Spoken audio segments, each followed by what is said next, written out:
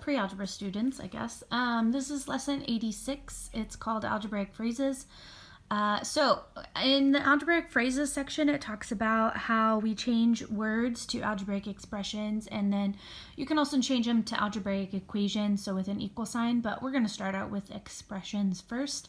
And so when we're writing algebraic phrases, it's going to go from words and then change it to something with variables and constants.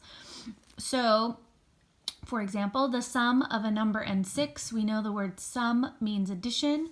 So we have a number, n, or you can use x or whatever. Normally we'll use n because n is for number, and 6. So we have our algebraic expression or algebraic phrase is going to be n plus 6. So I'm just going to come up with a list of commonly used phrases for each of the operations. So for addition, we said sum is really common. You might see in addition to or increased by.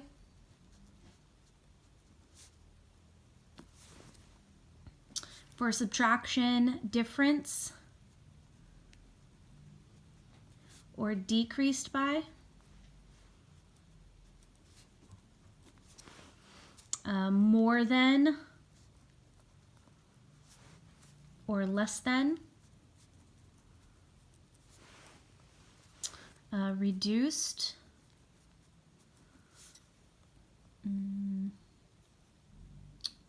Added, you might see. Those are the most common ones that I can think of right off the top of my head. Some of the ones for multiplication then, we have product, of and by usually mean multiplication, but every now and then of and by might mean division. So be careful about of and by. And then for division, we've got quotient, maybe equal groups, divided by, of course. For multiplication, we have times. With multiplication, you also might see doubled or twice. Both of these means times 2. Tripled would be times 3. Quadrupled would be times 4, etc. Okay, halved would be divided by 2 or multiplied by 1/2. So those are the ones that I can think of just right off the top of my head. But there are more, so this is not a complete list of everything. And if you can think of other ones, you should put them in your notebooks when we get back to classes. So let's do some examples. This one says the sum of a number and 9. So we know that sum is a keyword for addition. So we have a number and 9. This one says a number decreased by. So my keyword here is decreased by. That means subtraction. A number, and the number is being decreased by 9, so we're going to subtract 9 from the number. The opposite of a number would just make this a negative kind of n, and then it's decreased by 9, so I'm subtracting 9 from that. The sum of the opposite of a number and negative 3. So the sum means that we're going to be adding the sum of what? The opposite of a number and negative 3. So we could write it like this, or technically you could also put negative n minus 3. That would be the same thing. But since it specifically says the sum, this is how we're going to end up writing that.